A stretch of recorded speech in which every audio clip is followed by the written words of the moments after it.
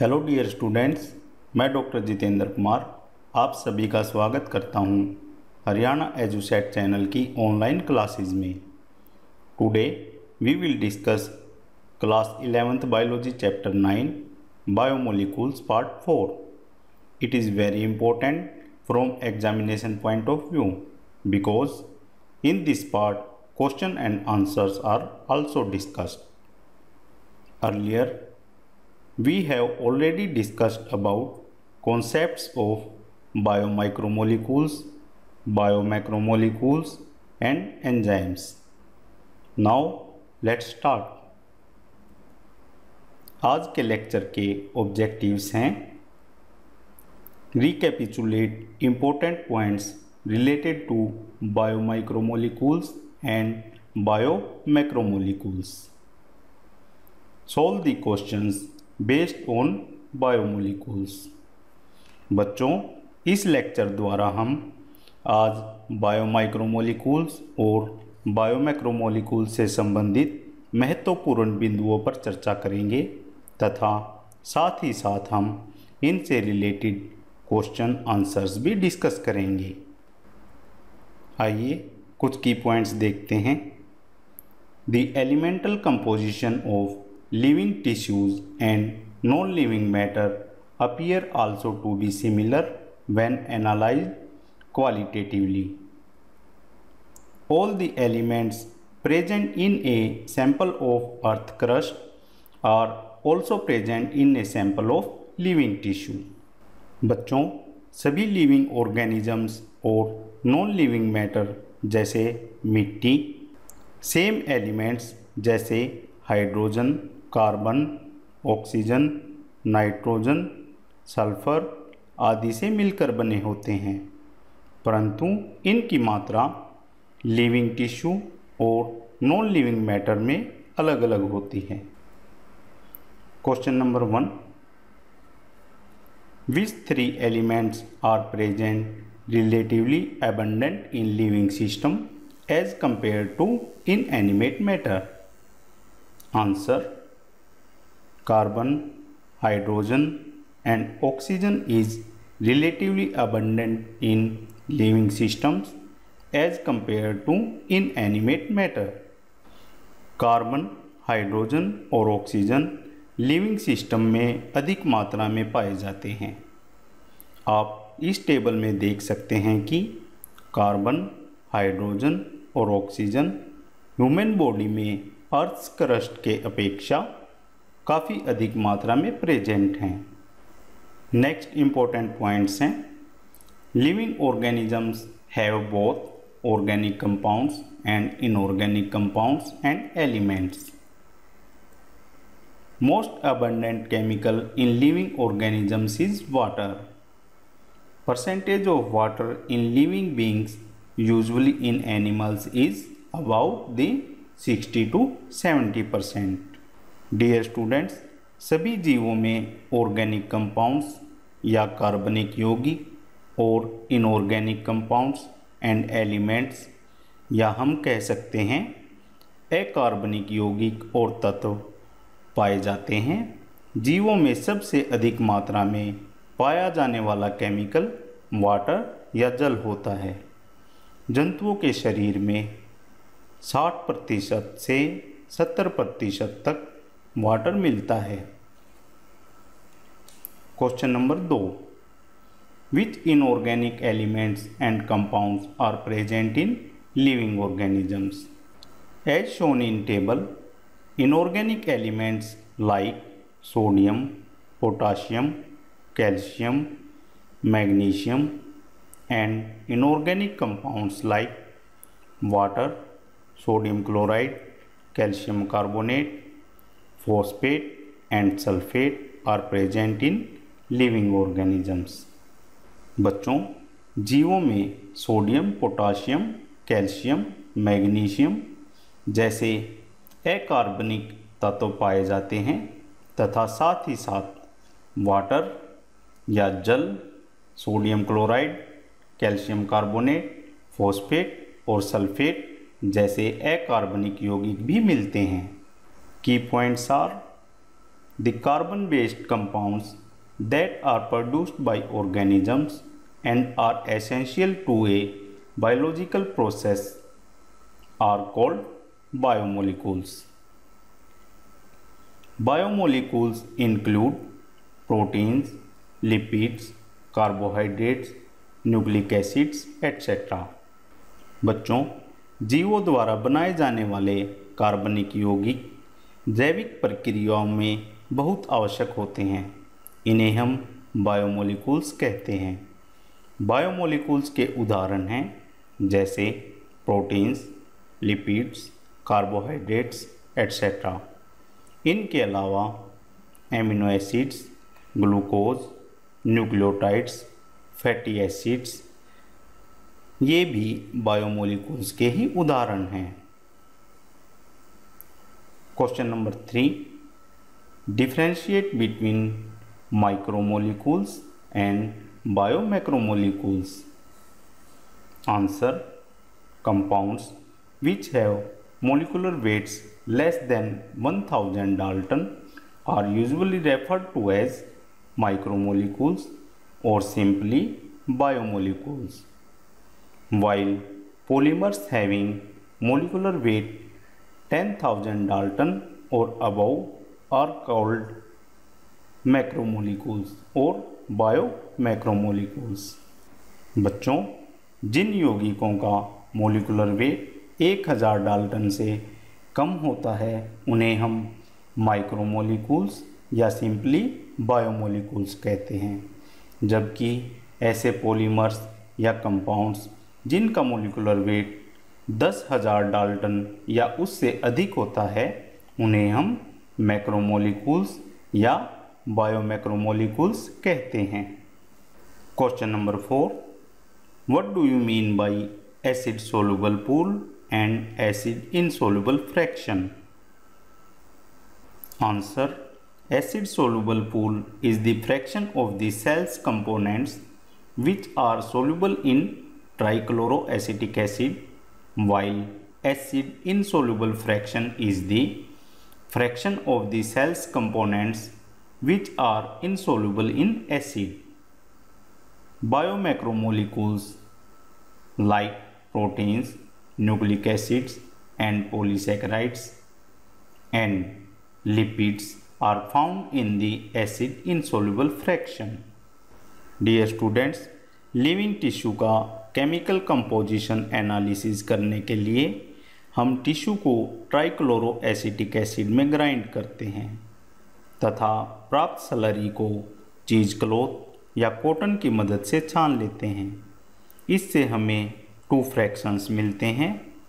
एक फ्रैक्शन जो trichloroacetic acid में डिजोल्व होता है जिसे हम फिल्ट्रेट या एसिड सोल्यूबल पूल कहते हैं, और दूसरा फ्रैक्शन जो ट्राइक्लोरोएसिटिक एसिड में डिजोल्व नहीं होता, इसे हम रिटेंटेट या एसिड इनसोल्यूबल फ्रैक्शन कहते हैं। Lipids are not strictly macromolecules. Question number 5, why do lipids whose molecular weights do not exceed 800 Dalton come under acid insoluble fraction, that is macromolecular fraction? बच्चों, lipids का molecular weight 800 Dalton से ज़्यादा नहीं होता, फिर भी ये insoluble fraction means macromolecular fraction में आते हैं। ऐसा क्यों होता है? इसका आंसर है, lipids are indeed small molecular weight compounds and are present not only as such but also arranged into structures like cell membrane and other membranes. When we grind a tissue, we are disrupting the cell structure. Cell membrane and other membranes are broken into pieces and form vesicles which are not water soluble. Therefore, these membrane fragments in the form of vesicles get separated along with the acid insoluble pool and hence in the macromolecular fraction. Lipids are not strictly macromolecules. बच्चों, lipids cell membrane और दूसरी membranes में present होते हैं और जब हम tissue को ट्राइक्लोरोएसिटिक एसिड में ग्राइंड करते हैं तो ये सेल स्ट्रक्चर्स टूट जाते हैं, जिससे सेल मेम्ब्रेन और दूसरी मेम्ब्रेन भी पीसीज में टूट जाती हैं और ये वेसिकल्स फॉर्मेशन करती हैं। ये वेसिकल्स वाटर में डिजोल्व नहीं होते और ये मेम्ब्रेन फ्रेगमेंट्स जो वेसिकल्स की फॉर्म में अलग हो जाते हैं, ये एसिड इनसोल्यूबल पूल में प्रेजेंट होते हैं, लेकिन इनका मोलिकुलर वेट 800 डाल्टन से कम होता है, परंतु वेसिकल फॉर्मेशन की वजह से ये एसिड इनसोल्यूबल पूल में प्रेजेंट होते हैं।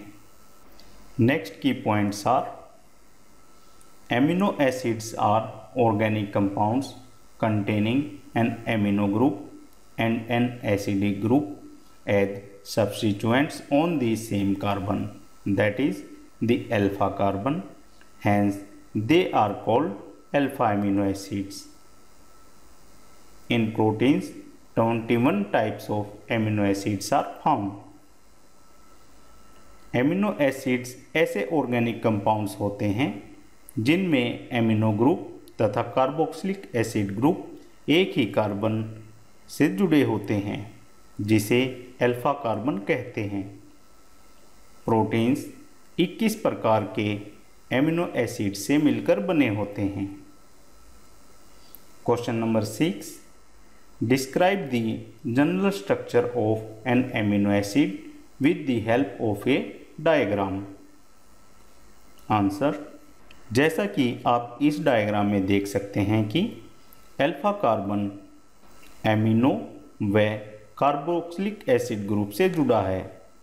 इसके अलावा एक आर ग्रुप प्रेजेंट है। Different amino acids vary in having this R group. For example, if this R group is hydrogen then amino acid is called glycine and so on. Next important points are amino acids are amphoteric or bipolar ions or Zwitter ions. Amino acids link with each other by peptide bond and long chains are called polypeptide chains. बच्चों, amino acids एक दूसरे से peptide bond की मदद से जुड़े हुए होते हैं और इस प्रकार जो चेन्स बनती हैं उन्हें हम पॉलीपेप्टाइड चेन्स कहते हैं। Question number 7, an amino acid under certain conditions would have both positive and negative charges simultaneously in the same molecule. Such a form of amino acid is called A positively charged form, B negatively charged form, C neutral form, D zwitter ionic form. Answer of this question is D, that is zwitter ionic form. बच्चों, जैसा कि diagram में दिखाया गया है, इस amino acid की B form में पॉजिटिव और नेगेटिव दोनों चार्ज प्रेजेंट हैं। इस प्रकार के आयंस को ही ज्विटर आयंस कहते हैं। Another important point is non-essential amino acids can be synthesized by the R body, while essential amino acids cannot be made by R body, so they must be present in our diet. Non-essential amino acids ऐसे amino acids होते हैं जिनको हमारी body बना सकती है, जबकि essential amino acids ऐसे एमिनो एसिड्स होते हैं जो हमारी बॉडी में नहीं बन सकते। इसलिए ये एमिनो एसिड हमारे भोजन में ज़रूर प्रेजेंट होने चाहिए। Question number 8, out of 21 amino acids found in proteins, how many amino acids are categorized as essential. बच्चों, प्रोटीन्स में 21 एमिनो एसिड्स पाए जाते हैं, जिनमें से कितने एमिनो एसिड्स को हम एसेंशियल एमिनो एसिड्स की कैटेगरी में रख सकते हैं? इसका उत्तर है there are 9 amino acids which are categorized as essential amino acids, and they include isoleucine, histidine, lysine, leucine, phenylalanine, tryptophan, methionine, threonine and valine. 9 amino acids को हम एसेंशियल एमिनो एसिड्स की कैटेगरी में रखते हैं, जिनके नाम यहाँ दर्शाए गए हैं। Next key points about proteins are polypeptides. They are linear chains of amino acids linked by peptide bonds. Each protein is a polymer of amino acids. There are 21 types of amino acids. बच्चों, proteins polypeptides होते हैं और ये polypeptides amino acids के एक दूसरे से peptide bond की हेल्प से जुड़ने से बनते हैं, और सभी प्रोटीन्स एमिनो एसिड से ही बने हुए होते हैं, जो 21 प्रकार के होते हैं। Question number 9, proteins are homopolymers और heteropolymers? Answer, each protein is a polymer of amino acids as there are 21 types of amino acids. A protein is a heteropolymer and not a homopolymer. A homopolymer has only one type of monomer repeating n number of times. Proteins amino acids के बने हुए होते हैं और amino acids 21 प्रकार के होते हैं, इसलिए प्रोटीन को हेट्रोपोलीमर कहते हैं। ये होमोपोलीमर नहीं होते, क्योंकि होमोपोलीमर में सभी मोनोमर्स एक ही प्रकार के होते हैं। Question number 10, trypsin is an enzyme and insulin is a hormone. Which type of bonds are present in them? A, glycosidic bonds, B, peptide bonds, C, phosphodiester bonds, D, none of these. Answer, B, peptide bonds.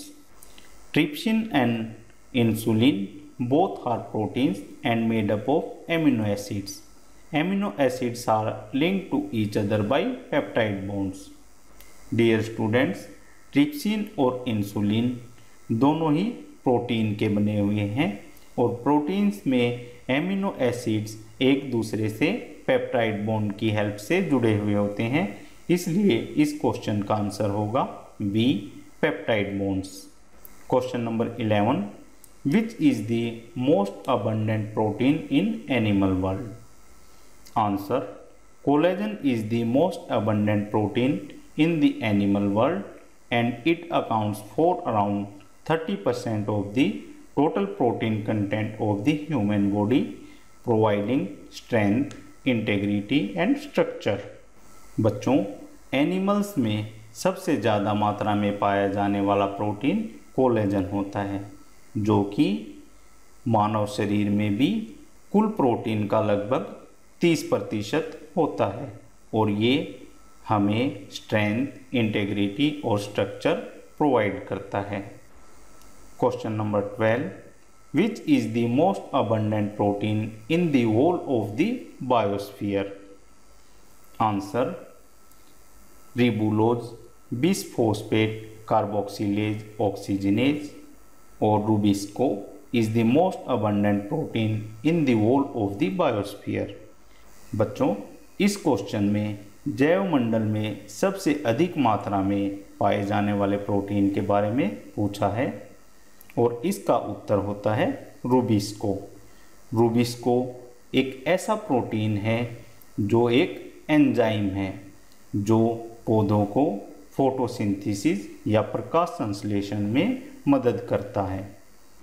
Question number 13, what are the functions of proteins? Answer, proteins carry out many functions in living organisms. Some transport nutrients across cell membrane, some fight infectious organisms, some are hormones, some are enzymes, etc. As shown in table, collagen is a protein that functions as intercellular ground substance. Trypsin acts as an enzyme, insulin acts as an hormone, and various antibodies are made from proteins that fight infectious agents. Various receptors like smell, taste, or hormone receptors are made from proteins. GLUT4 is a transporter that enables glucose transport into cells. Biologists describe the protein structure at 4 levels. Number 1 primary structure, number 2 secondary structure, number 3 tertiary structure, and number 4 quaternary structure.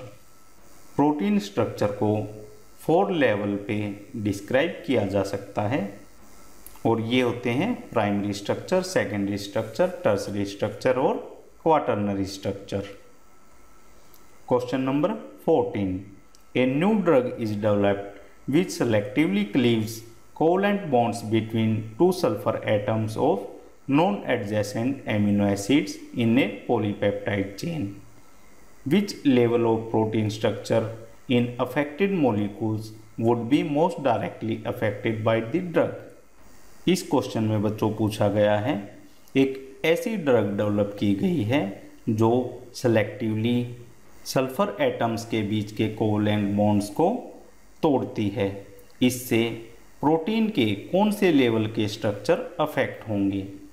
A primary, B secondary, C tertiary, D quaternary. इसका answer है सी tertiary. Tertiary structure of proteins is stabilized by various interactions and forces within the folded polypeptide chain. Disulfide bonds are unique to tertiary structure which provide a strong and stable bond between the sulfur atoms of two cysteines in a protein. Therefore, by this drug, most directly tertiary structure would be affected. बच्चों, proteins के tertiary structure में disulphide bonds बहुत important होते हैं, इसलिए ये drug directly protein के tertiary structure को अफेक्ट करती है. Question number 15. Which of the following properties of a protein is least likely to be affected by changes in pH? A primary structure, B secondary, C tertiary, D net charge. इसका answer होगा A primary structure. Dear students, primary structure is the amino acid sequence of a protein that are linked by peptide bonds. Change in pH cannot alter amino acid sequence and it can't break peptide bonds also. बच्चों, अगर pH में change होता है तो ये proteins के primary structure को affect नहीं करती, क्योंकि प्राइमरी स्ट्रक्चर में एमिनो एसिड्स एक दूसरे से पेप्टाइड बॉन्ड से जुड़े होते हैं और पीएच में चेंज करने से इन पेप्टाइड बॉन्ड्स पर कोई फर्क नहीं पड़ता. इसलिए इसका आंसर होगा A primary structure. Important key points about lipids are: lipids are esters of fatty acids and alcohol. They are hydrophobic, insoluble in water. Lipids are classified into 3 groups. Simple lipids, जिसके उदाहरण हैं fatty acids, fats, oils etc. Number 2 compound lipids, जिसके उदाहरण हैं phospholipids, glycolipids etc. Number 3 derived lipids. Derived lipids के उदाहरण हैं sterols, terpenes etc. Question number 16, differentiate between saturated and unsaturated fatty acids. Answer, जैसा कि आप इस डायग्राम में भी देख सकते हैं, सैचुरेटेड फैटी एसिड्स में किन्हीं भी दो कार्बन्स के बीच में डबल बॉन्ड प्रेजेंट नहीं होता। ऐसे फैटी एसिड्स को हम सैचुरेटेड फैटी एसिड्स कहते हैं, जबकि अनसैचुरेटेड फैटी एसिड्स में दो कार्बन एटम्स के बीच में एक या एक से ज़्यादा डबल बॉन्ड्स प्रेजेंट होते हैं और इस टाइप के फैटी एसिड्स को अनसैचुरेटेड फैटी एसिड्स कहते हैं।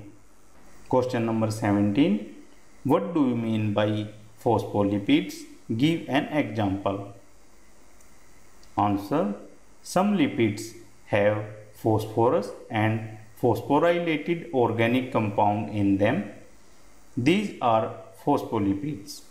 They are found in cell membrane. Lecithin is an example of phospholipid found in cell membrane. बच्चों, कुछ लिपिड्स में फॉस्फोरस या फॉस्फेट ग्रुप्स जुड़े हुए होते हैं और इन लिपिड्स को हम फॉस्फोलिपिड्स कहते हैं। ये फॉस्फोलिपिड्स सेल मेम्ब्रेन का एक पार्ट होते हैं। लेसिथिन जिसका एक एग्जाम्पल है जो सेल मेम्ब्रेन्स में प्रेजेंट होता है। Question number 18, why during winter season coconut oil occurs in solid form while other oils like gingelly oil found in liquid form. बच्चों, इस क्वेश्चन में पूछा गया है, सर्दियों में नारियल का तेल जम जाता है जबकि दूसरे तेल जैसे तिल का तेल वो तरल अवस्था में ही मौजूद रहते हैं, ऐसा क्यों होता है? इसका आंसर है, oils have unsaturated fatty acids and lower melting point, example gingelly oil, and hence remain as oil in winters, but coconut oil have 80 to 90% saturated fatty acids and have high melting point. Therefore, coconut oil occurs in solid form in winter season. Oils में unsaturated fatty acids present होते हैं, जबकि जो नारियल का तेल या coconut oil है उसमें 80 to 90% सैचुरेटेड फैटी एसिड्स होते हैं, जिससे इसका मेल्टिंग पॉइंट बढ़ जाता है। इसी कारण सर्दियों में नारियल का तेल ठोस अवस्था में होता है। Question number 19, what are derived lipids, give 2 examples. Answer, derived lipids are obtained by hydrolysis of simple and compound lipids. Derived lipids के उदाहरण हैं cholesterol, terpenes, etc. Some key points about monosaccharides are: monosaccharides are also called simple sugar, are the simplest form of sugar and the most basic units of carbohydrates. The general formula is CnH2nOn. Monosaccharides are the building blocks of disaccharides such as sucrose and lactose, and polysaccharides such as cellulose and starch. मोनोसैकेराइड्स को simple sugar भी कहा जाता है और ये sugar की सबसे सिंपलेस्ट फॉर्म है। मोनोसैकेराइड्स कार्बोहाइड्रेट्स की बेसिक यूनिट्स होते हैं। Question number 20, why glucose acts as an instant source of energy. Answer, glucose is the simplest form of carbohydrates and easily gets absorbed by the blood and hence provides instant energy. Hence, it acts as an instant source of energy. Glucose carbohydrates की सबसे simple form है जो हमारे blood में आसानी से absorb हो जाता है, इसलिए ये हमें एकदम से एनर्जी या ऊर्जा प्रदान करता है। Important points about polysaccharides are: polysaccharides are long chains of sugars.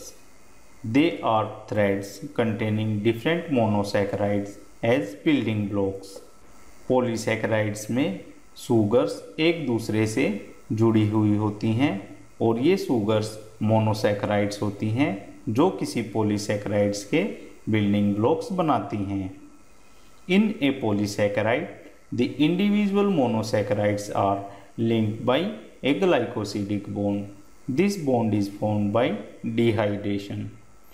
किसी पॉलीसैकेराइड्स में इंडिविजुअल मोनोसैकेराइड्स एक दूसरे से ग्लाइकोसिडिक बॉन्ड की मदद से जुड़े हुए होते हैं जो कि डिहाइड्रेशन से बनते हैं। This bond is formed between two carbon atoms of two adjacent monosaccharides. Question number 21. Cellulose is a polymeric polysaccharide consisting of only one type of monosaccharide, that is glucose. How these glucose monomers are linked to each other? Answer: the glucose monomers in cellulose are linked by glycosidic bond. जैसा कि हमने आपको इन points में भी बताया, किसी भी polysaccharide में मोनोसैकेराइड यूनिट्स एक दूसरे से ग्लाइकोसिडिक बॉन्ड की हेल्प से जुड़ी हुई होती हैं और सेलुलोज में मोनोसैकेराइड यूनिट्स ग्लूकोज होता है और ये ग्लूकोज यूनिट्स एक दूसरे से ग्लाइकोसिडिक बॉन्ड की हेल्प से जुड़ी हुई होती हैं। Question number 22. Why the iodine test can be used to detect starch but not cellulose? इस क्वेश्चन में पूछा गया है आयोडीन टेस्ट से हम स्टार्च को जांच सकते हैं परंतु सेलुलोज को नहीं, ऐसा क्यों? Answer: starch forms helical secondary structures. In fact starch can hold iodine molecules in the helical portion. The starch iodine is blue in color. Cellulose does not contain complex helices and hence cannot hold iodine. बच्चों, starch के secondary structure में helical formation होती है और iodine molecules in helical portions में bind कर सकते हैं और जो स्टार्च आयोडीन के कंपाउंड्स को ब्लू कलर प्रोवाइड करता है, जबकि सेलुलोज में इन कॉम्प्लेक्स हेलिसेस की फॉर्मेशन नहीं होती, जिस कारण हम सेलुलोज को आयोडीन टेस्ट की हेल्प से डिटेक्ट नहीं कर सकते। जैसा कि आप पिक्चर में भी देख सकते हैं, आयोडीन सॉल्यूशन स्टार्च की प्रेजेंस में ब्लू कलर में कन्वर्ट हो जाता है, जिससे हम बता सकते हैं कि दिए गए सैंपल में स्टार्च प्रेजेंट है या नहीं। There are more complex polysaccharides in nature. They have as building block amino sugars and chemically modified sugars. Example given: glucosamine, N-acetyl galactosamine, etc. These complex polysaccharides are mostly homopolymers. बच्चों, nature में और भी complex polysaccharides मिलते हैं और इनके building blocks amino sugars या chemically modified sugars जैसे ग्लूकोसामीन, N-acetyl galactosamine होते हैं। ये कॉम्प्लेक्स पॉलीसैकेराइड्स ज़्यादातर होमोपोलीमर्स होते हैं। Question number 23. Exoskeletons of arthropods, for example cockroach and scorpion, have a complex polysaccharide called A. cellulose, B. chitin, C. glycogen, D. all of the above. Answer of this question is B. chitin. Dear students, chitin is a complex structural polysaccharide. and monomer units of chitin is N-acetyl amino glucose. Chitin एक complex polysaccharide होता है जिसकी monomer units N-acetyl amino glucose होती हैं, इसलिए इसका answer होगा B chitin. Question number 24, all of the following are carbohydrates except A cellulose, B chitin, C glycogen, D keratin. Answer of this question is keratin. Keratin is a structural polymer seen in animals made of proteins. Cellulose, chitin and glycogen are carbohydrates. बच्चों, keratin एक structural polymer होता है जो proteins का बना हुआ होता है, जबकि बाकी के तीन ऑप्शन जैसे सेलुलोज, काइटिन और ग्लाइकोजन ये सभी कार्बोहाइड्रेट्स हैं, इसलिए इस क्वेश्चन का आंसर होगा D keratin. Important points about primary and secondary metabolites are, A primary metabolite is a kind of metabolite that is directly involved in normal growth, development and reproduction. Some common examples of primary metabolites include lactic acid and certain amino acids. A secondary metabolite is not directly involved in those processes but usually has an important ecological function, that is a relational function. Question number 25, which of the following is not true about secondary metabolites? A, they have direct role in normal growth and development. B, they act as toxins or drugs or pigments. C, distribution is restricted to special taxonomy groups. D, organic compounds of diverse nature. Answer of this question will be A, they have direct role in normal growth and development. बच्चों, जिन metabolites का role directly normal growth और development में होता है उन्हें हम primary metabolite कहते हैं, इसलिए पॉइंट ए सेकेंडरी मेटाबोलाइट्स के लिए ट्रू नहीं है, इसका आंसर होगा ए। डियर स्टूडेंट्स, उम्मीद है आपको ऑनलाइन क्लासेस का ये सेशन इंटरेस्टिंग लगा होगा। Thank you.